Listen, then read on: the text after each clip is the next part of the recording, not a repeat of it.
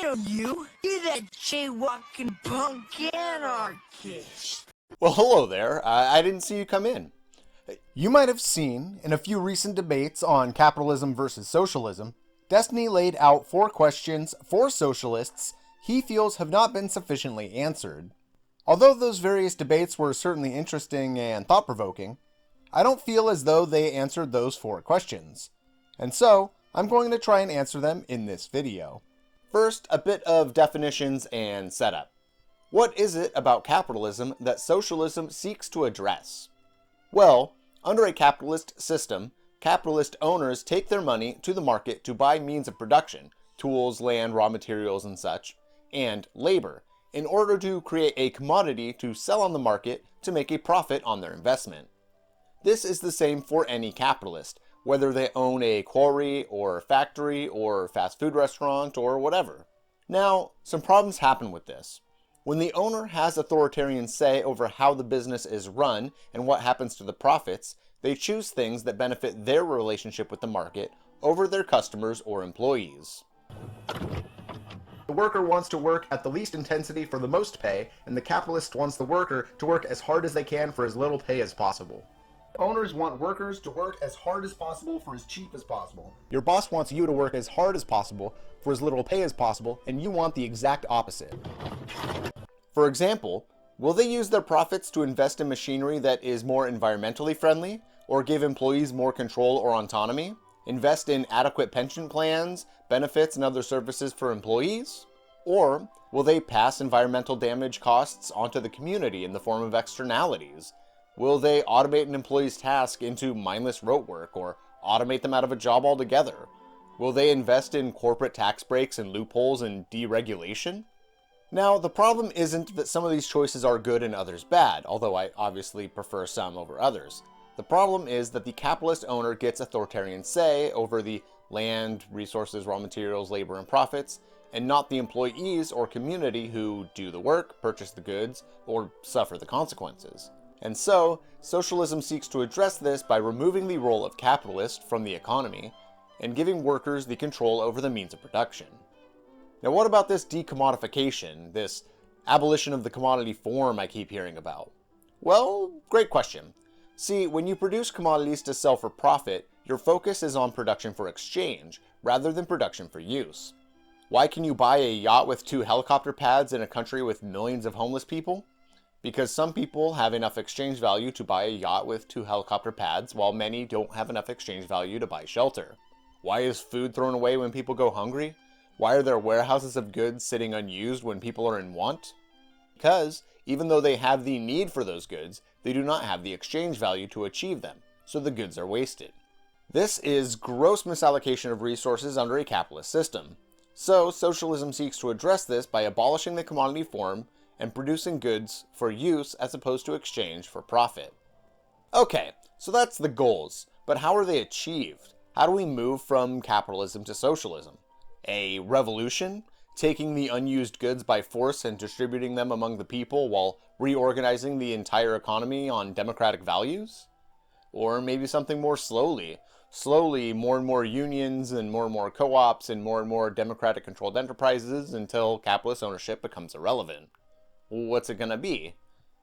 Well, I don't know, I'm not a fortune teller, but it did take a few centuries for capitalism to go from the few experiments in mercantile capitalism to the global imperialist capitalism it is today, so I suspect it will also take some time for the small socialist experiments around the world to rise in prominence and power and make capitalism irrelevant. Anyway, that is the kind of framework from which I am answering these questions, so with all that out of the way, let's get into it. Number 1, how do we decide which businesses are allowed to exist in a socialist society without allowing capital investment? Is this done via some government bureaucrat or council? If one cannot get their idea approved or find sufficient other workers to operate their business with them, is that new business simply not allowed to exist? Capital investment is important in our modern economy. I want to try and avoid capitalist investment since it's allowing private ownership of the means of production, which kind of leads to all the problems I briefly covered in the opening. However, there are a few interesting ways to combine various co-op structures with capital investment. This was discussed in detail in a recent research live stream between Wolff and Rosewrist. I'll throw a link to that in the description. But we can avoid capitalist investment.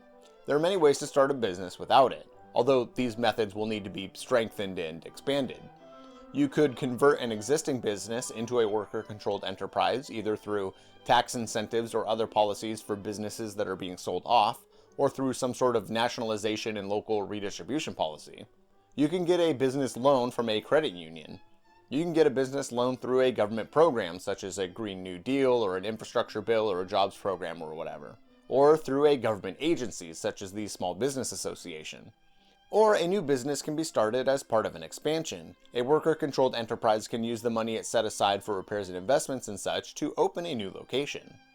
There already are massive barriers to starting a new business, and as the economy transitions from capitalism to a socialist model, there will still be barriers to entry.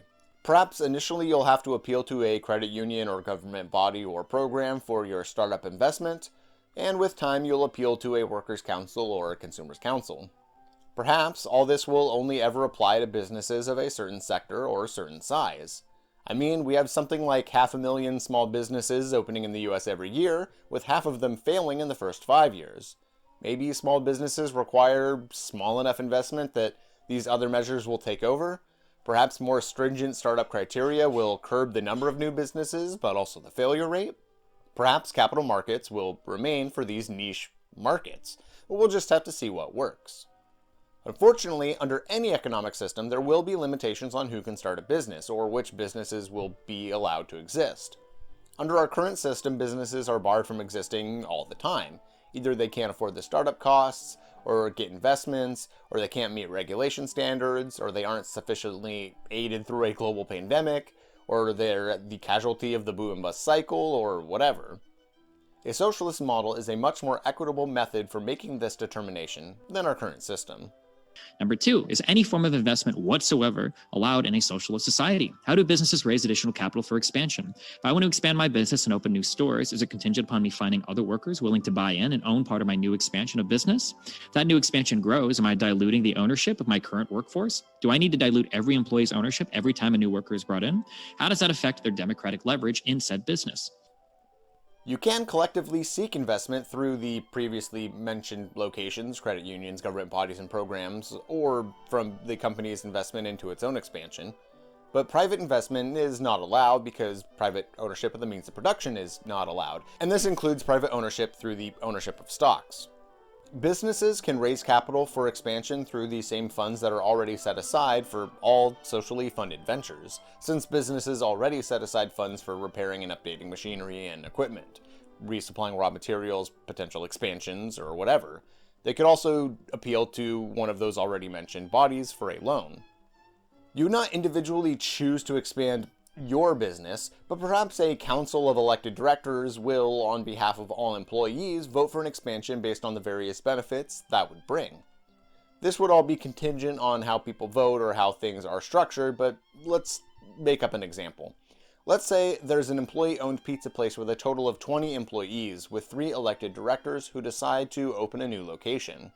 Some employees may transfer to the new location, but overall 20 new employees will need to be hired.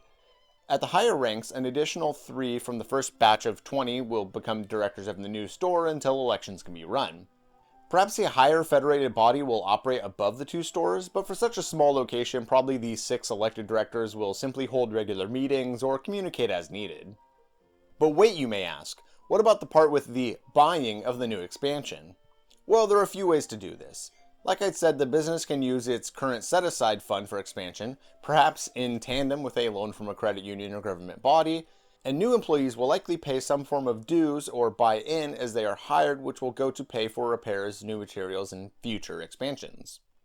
This could cause a small decrease in the voting power of the individual employees, particularly at the higher levels as new stores are added, but this is for the employees to decide if the cost-benefit is worth it prior to expanding.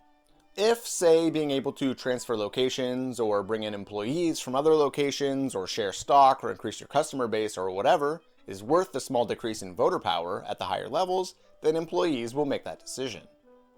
Sure, employee voting power will decrease with the addition of new employees, but this is, again, a cost-benefit analysis.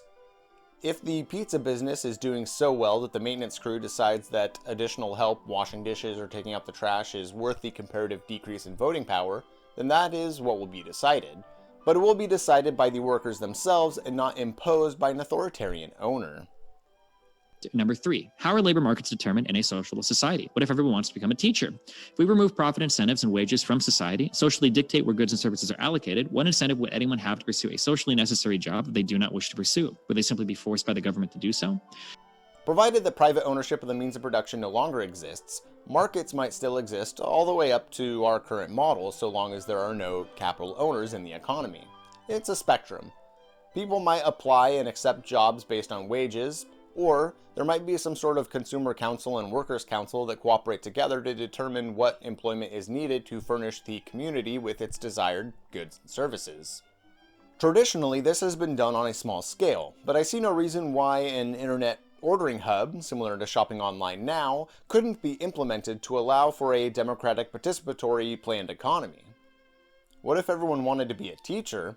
Well, we have such limitations right now, as folks who grew up wanting to be video game Let's Players are finding out. Within a firm, folks will decide what they are most apt to do, and if tasks remain unfulfilled, they will need to be fulfilled through a number of incentives. Sure, you can't promise everyone could do anything, but this system will be far less restricting for a far wider slice of the population than what exists currently. There are a few different ways to ensure that unsavory yet essential tasks are fulfilled sufficiently. There might still be higher pay for those positions until they are sufficiently fulfilled, or perhaps there will be balanced job complexes where unsavory tasks will be divided amongst the workforce, or there might be other incentive strategies, discounts on company products, or various tax incentives, or whatever. Forced by the government to do so. This almost reminds me of the universal healthcare would mean slavery for doctors argument. Now, it depends on how the consumption side of the equation is handled, but provided that there is a demand for a job to be done, people will have to do the job to fulfill that demand. Perhaps this is done with some state planning directives, although hopefully not. Maybe a democratic planning process, like some sort of online shopping system where folks choose their goods and services and that determines what tasks are required from the community. Or, again, maybe there is a market, just a market in which there are no private owners of the means of production. If we get to such a point that we do incentives provided from the bottom up from worker-controlled enterprises, these incentives will be far less coercive than our current system. And number 4, how can we calculate which goods and services a nation needs if we do away with the commodity form? The calculation problem has never been adequately addressed nor solved for any country, and even in the case where it's brought up within businesses, your final inputs and outputs are still decided by market conditions, not votes or councils. If markets exist, although absent private ownership of the means of production, then the market for consumables will function about the same. If our economy has reached such a point that the commodity form no longer exists, and we are producing with a focus on use rather than exchange, we would need some sort of democratic planning process to determine what goods and services are needed, then ensuring that we have the democratic workplaces there to fulfill those needs. As I've already explained, this will be a lot easier now with our online shopping technology that can be used to create a democratic planning process. The calculation problem existed in the past for countrywide experiments such as the USSR, but the democratic decentralized nature of the internet might provide an excellent challenge to this. Also, check out books like Anarchy Works or Fragments of an Anarchist Anthropology to see small-scale examples of experiments doling out tasks and resources democratically and effectively. Again, it took capitalism centuries to go from mercantile capitalism to becoming a system that adequately provides for people's needs. Oh wait, it super doesn't do that.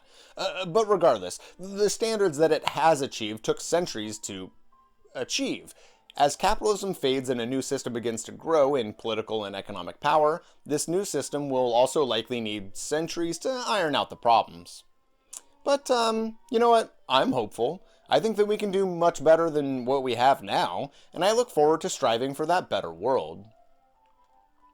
Oh, I'm not trying to say it's going to be easy. Oh God, no. Don't you know your labor history? The Pinkertons, National Guard, company goons and police murdering labor activists, the CIA torturing and murdering labor activists abroad, COINTELPRO and its continued existence aggressing against activist groups today. No, it's going to be super hard. but worth it. Now you might be thinking, but Radical Reviewer, I don't really understand your critiques of capitalism. I might be just stuck really hard. I'm readily admitting that. I might be stuck really hard in a capitalist framework when I think of these things. Well, I've done quite a few videos which more thoroughly critique capitalism, so if you need that, those will be linked in the description. Perhaps you're thinking, Radical Reviewer, I still have questions about what an alternative to capitalism could look like. In which case, I have videos reviewing The Conquest of Bread, Marx's Capital for Beginners, Democracy at Work, and many others, which more thoroughly explain alternatives to capitalism. I'll link those in the description as well. Also, if you're a fan of Destiny, or maybe you're Destiny yourself, apparently Destiny was a fan of Ayn Rand in high school, so come back in a few weeks and watch me destroy Atlas Shrugged. Anyways, just a quick one for today. Gotta get back to that damn Atlas Shrugged script. It's like 35 pages at this point. Anyway, love you, thank you for the support, patrons. Love you, bye. Because one brave soul stood up and pointed fingers at everyone else. Said the problem with the world is the way you people are, and you've gone too far. So come on everybody and be just like me, righteous and indignant until we all are free. Righteous indignation, righteous indignation, righteous indignation, save the world. Righteous indignation, righteous indignation, righteous indignation, save the world.